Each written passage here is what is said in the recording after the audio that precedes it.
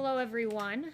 President Trump will participate in a roundtable to hear stories of families positively impacted by law enforcement that will be taking place shortly after this briefing concludes. The president stands with our police officers, our men and women across this country who valiantly patrol our streets and protect our citizenry. This president stands on the side of law and order to secure peace in our streets. That has always been his priority and remains so today. Tragically, this weekend we saw a devastating ambush attack against brave law enforcement officers in McAllen, Texas. Officer Edelmiro Garza Jr., who was 45 years old, and Officer Ismael Chavez, who was 39 years old. And while responding to a domestic disturbance call, Officers Garza and Chavez arrived on scene to protect the people that they serve. They were met with gunfire. They were ambushed by a violent and dangerous suspect who horrifically shot before they even drew their weapon or had a chance to call for backup. We honor the lives and the service of Officer Garza and Officer Chavez. This president will always stand on the side of law enforcement and the heroes who protect and serve. And with that, I'll take questions. Rita. Hey, Kayleigh, thanks so much. No problem. As the number of cases and fatalities continues to break records, in the most recent interview President Trump did, he said, we are going to be in really good shape in the next 2 to 4 weeks. Can you share what evidence he's using to draw that conclusion? And what is the administration going to do differently in the next 2 to 4 weeks to stop the spread? So the one thing I would note is that when you look at the mortality rate, we're seeing that our efforts here at the federal government have been working. And to give you an example of that, when you look at New York and New Jersey, there were 21 deaths for every 1,000 cases, 20 deaths for every 1,000 cases in the case of New Jersey. Those were the ratios we were seeing just a few months ago. Now New York and New Jersey are down 1.7 per 1,000 and 1.8 per 1,000 respectively. And moving beyond New York and New Jersey, we're seeing in Florida, for example, though they have 12 cases for every 1,000, it is 0.2 mortality for every 1,000 cases. In Arizona, 0.3 deaths for every 1,000 cases. So we are seeing that our therapeutics are working, that dexamethasone and convalescent plasma and remdesivir are working, and that's something good, and it's something that the president takes note of. But 2 to 4 weeks is such a short time period. I mean, what specifically are you doing to stop the spread? There's a lot, and I'm very glad that you asked that because it is worth highlighting the work that we're doing each and every day. For one, we're surging personnel to Arizona, Texas, California. We already have people working in Florida, surging remdesivir to states that are seeing rising case numbers. We're also surging testing supplies to decrease turnaround time. These are several action items that Dr. Birx briefed me on before coming out here. The White House will be going to several states this week, Dr. Birx in particular, to Louisiana, Mississippi, Alabama, Georgia, South Carolina. We've sent 19 HHS teams to metroplexes, 8 more coming this week. So we are aggressively on the ground reacting to this virus, and we're encouraged to see the declining mortality compared to a few months ago. Jim, I haven't seen you in a few weeks. Yeah. Glad you're back. Thanks. Kayleigh, why is the White House trashing Dr. Fauci and sending out opposition research like memos to reporters? The president has gone off on anonymous sources in the past. Why not have the guts to trash Dr. Fauci with your own names? So President Trump, I'll refer you back, there's no opposition research being dumped to reporters. We were asked a very specific question by the Washington Post, and that question was, President Trump noted that Dr. Fauci had made some mistakes, and we provided a direct answer to what was a direct question. Hasn't the president made mistakes? He suggested at one point that Americans inject themselves with disinfectants, that sort of thing.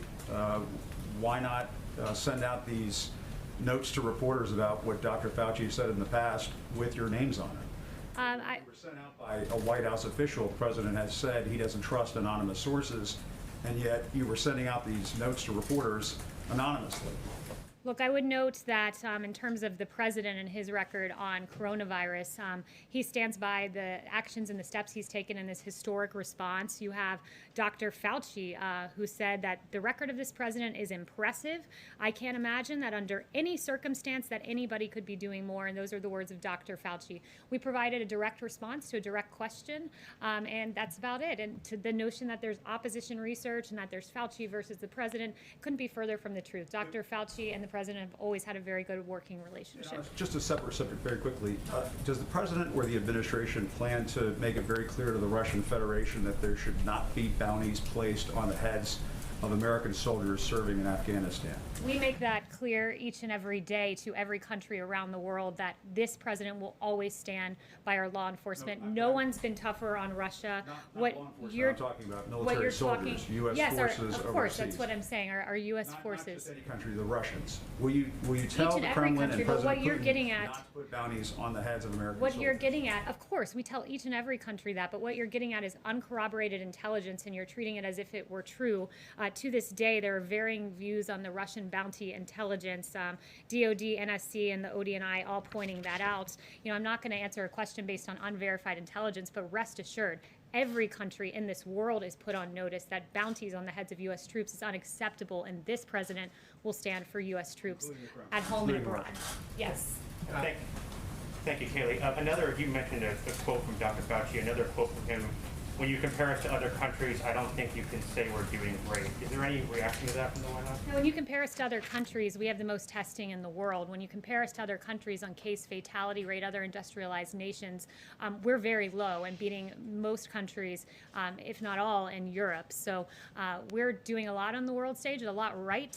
Noted that we were supposed to have a ventilator shortage, and as it turned out, the U.S. actually sent ventilators all around the world. So the U.S. response has been historic, and by several metrics, including the three I just mentioned, we're beating the rest of the world. Anthony Fauci, Thank you, Kayleigh. Could you just clarify the scope of Roger Stone's clemency? A federal judge is asking for this. Does it only apply to prison time, or does it also include the 2-year period of supervised release?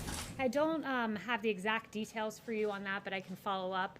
What I will say is that the Roger Stone clemency was a very important moment for justice in this country. You had a completely bogus Russia witch hunt that found nothing, and in order to justify the waste of taxpayer dollars, you had Robert Mueller charging people with process crimes, and it's really curious to me that with Roger Stone, you know, he's charged of false statements, but McCabe was charged of false statements, lying to federal investigators.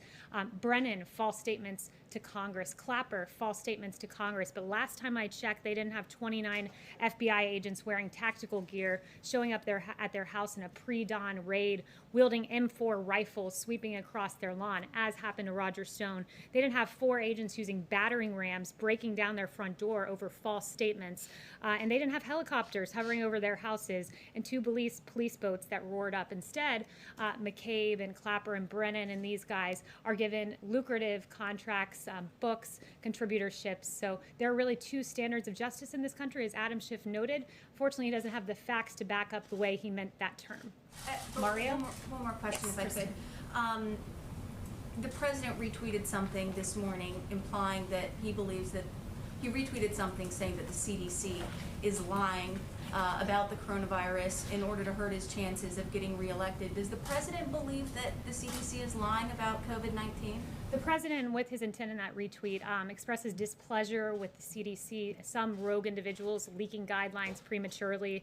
You had a 63-page plan that was leaked prematurely. He believes that that misleads the American public when there are planning materials released that are not in their fullest form and their best form. So that's what he was getting at. But overall, the notion of the tweet was to point out the fact that when we use science, we have to use it in a way that is not political. When you had 1,300 health experts sign a letter not to condemn large crowds of protesters, but some same health experts say churches need to stay shut down, or lockdown protests somehow don't get the same First Amendment rights as the protest that we saw in our streets. We need to use science, lean into science, but not use it and cherry pick it to fit whatever our particular political persuasion is. So he has Yes, confidence in the Mario. CDC? He does. Mario. Thank you, Kayleigh. Given what we're seeing in Florida with the cases rising, is the president anticipating a scaled-down version of the convention next month? And if so, is that something that he would be content with? That would be a question for the campaign, but we still plan to move forward with the convention here at the White House. But for particularities, I would point you to the RNC and to the campaign. Yes, Just to Steve. close the loop on Dr. Fauci, does the president still appreciate the advice that he gets from him? Certainly. Dr. Fauci is one of many on the task force who provides advice. And I would note, Dr. Fauci is an epidemiologist, an infectious disease expert, and he provides his opinion there. You also have other experts like Dr. McCann's Katz, who are behavioral health experts who provide opinions about the holistic health of the child, and she's been a voice for reopening schools and the damage long-term lockdowns can do. You have Dr. Mustafa Salawi, who's working on the vaccines. So there are a number of scientists who are experts in various issues and various specialties, but the president takes the full opinions of the task force and the varying opinions sometimes and moves forward in a way he thinks is best for this country, like he did with the China travel ban. Secondly, Kayleigh, the travel ban with Canada expires in about a week. Is that going to be extended? Are you talking with Canada about that? So no announcements now for our plans with Canada. Yes, Arizona has more new cases of coronavirus than any country in the world, more than the European Union as a whole. So isn't by that metric the United States not doing as well as other countries in handling this? No, because when you lead the world in testing, that means that you identify more cases. Deaths are starting to And rise. I would note, well, you talk about deaths.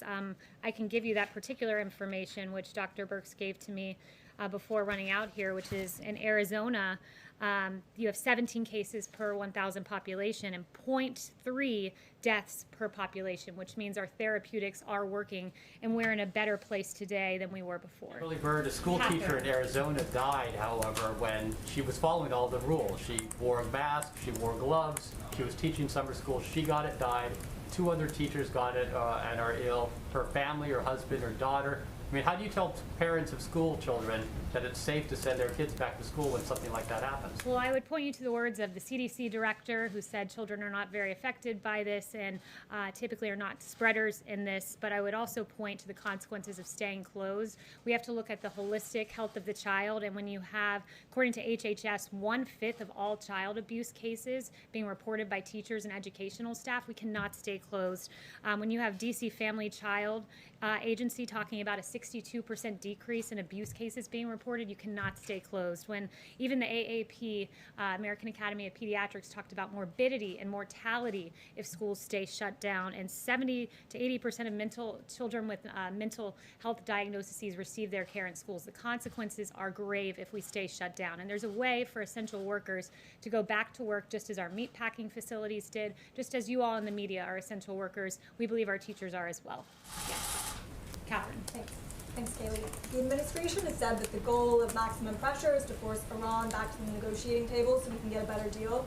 Is that still the goal of maximum pressure? And in light of the reported new trade and military partnership between Iran and China, what evidence is there that the policy is succeeding? I have no information today to update you on our Iran relationship, which stays the same today as it has been. Yes, Daniel. Hi, Kayleigh. I have 2 quick questions. President Trump's former chief of staff, Mick Mulvaney, who still has a role in this administration, he said in an op-ed today that we still have a testing problem in this country and that he and his son have to wait for 5 to 7 days for results. If even President Trump's former chief of staff levels this criticism, doesn't that indicate we do have a problem with testing? Do you have a reaction to his op-ed? Yeah, our reaction is that we've tested, we lead the world in testing. We've done more than 40 million tests. That's an extraordinary number. Admiral Joie gave us an update yesterday that on Friday we did over 800,000 tests. We tripled, quadrupled the number of tests. This is his exact quote. We have, and we also have 12,000 retail test sites that are there, and we're surging testing in basically every specific county that's having a problem. And Dr. Birx was just walking me through pooled testing, which will be a way to process tests at an even faster rate.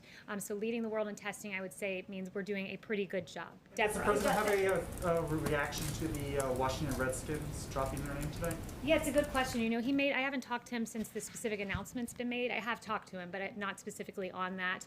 But last week, his tweet made it clear that these teams name their teams out of strength, not weakness. And he talked about the Washington Redskins and Cleveland Indians looking at changing their names. And he says that he believes that the Native American community would be very angry at this. And he does have polling to back him up. There was a Washington Post poll from a few years ago that 90% of Native Americans say they're not offended by the name. It is reflective of a 2004 poll, and the Washington Post notes that many of these Native Americans voiced admiration for the team name, like Barbara Bruce, who said, "I'm proud of being Native American and of the Redskins. I'm not ashamed of that at all. I like that name."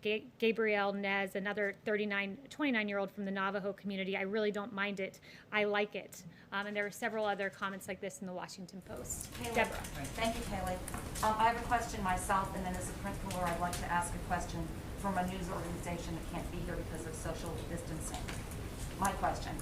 In February, when he was in Las Vegas, speaking to Hope for Prisoners, the president said he didn't want to use his pardon power on Roger Stone because he thought he could be exonerated. That didn't happen, and the president commuted his sentence. During the same event, the president said that he might give a full pardon to John Ponder, a convicted bank robber who served his time, turned his life around, and started Hope for Prisoners.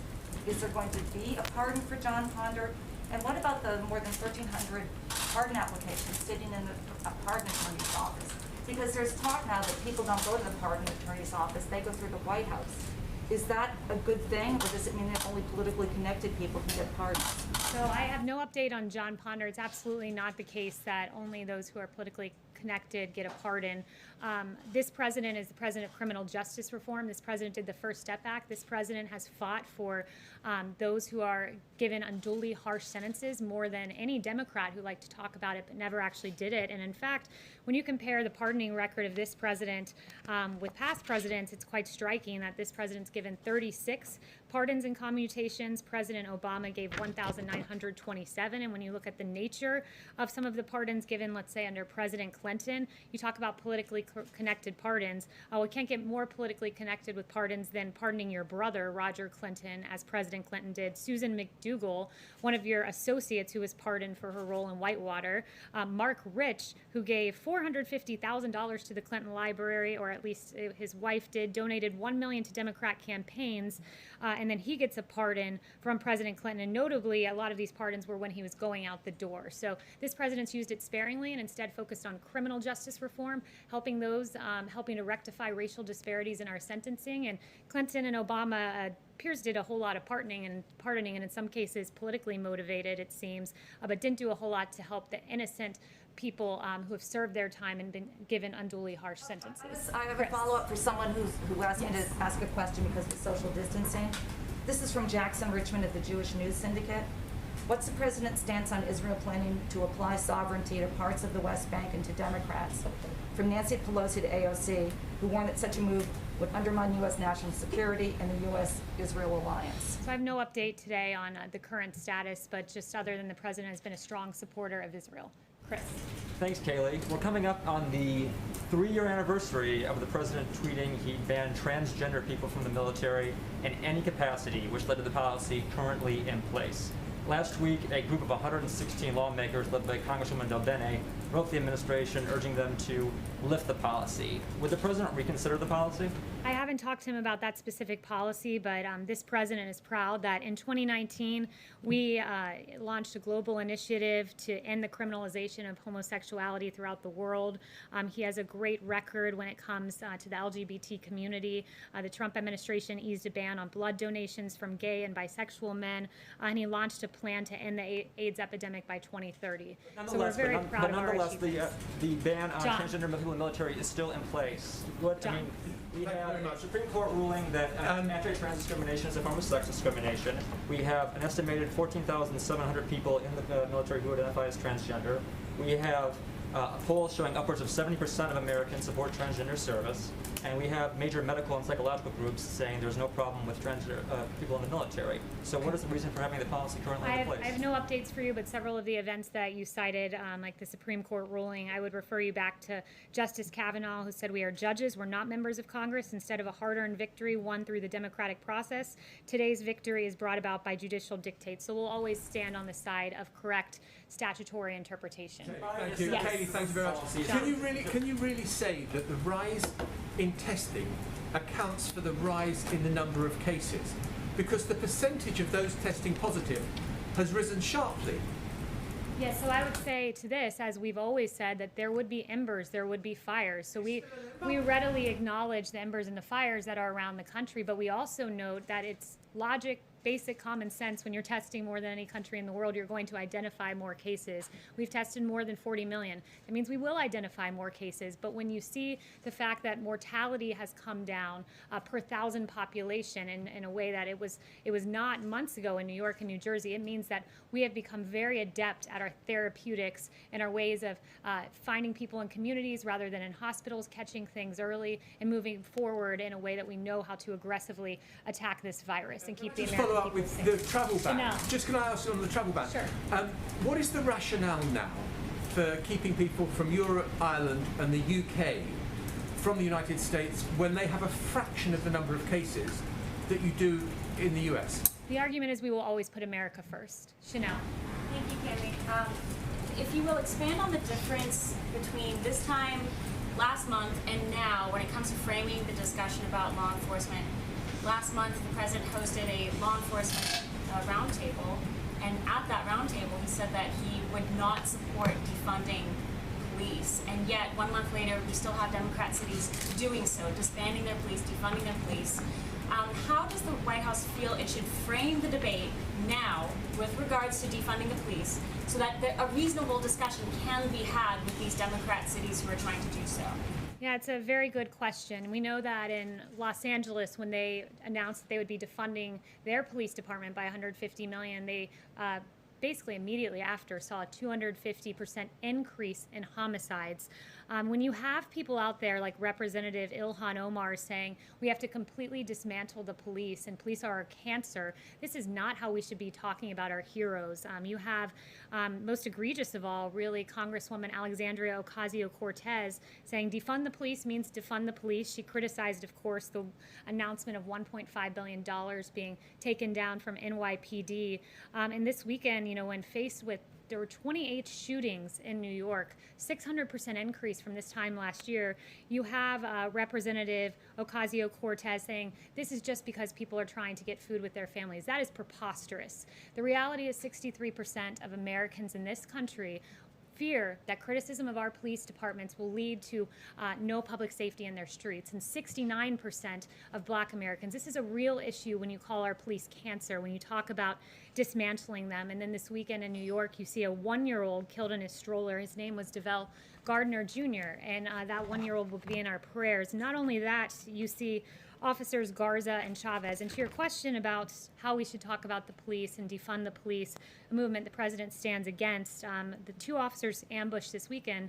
One of them, Officer Chavez's daughter, wrote a very touching tribute online. She said, "Words cannot describe the pain I'm in, but I'm glad my dad is at peace. You are an amazing man, and anyone who ever came across you knew that. I'm going to miss you so much. You died doing what you love most. You died a hero." And those touching words were written by Savannah Chavez. And I know she received vile and outrageous comments online that were absolutely atrocious for a touching sentiment to her dad. I want Savannah to know your dad is a hero. His police department should never be defunded because most of our police officers are good, hard-working men and women and heroes, much like Savannah's dad. We'll be praying for you, Savannah. Thank you, guys. Kayleigh, what is the administration hoping to do about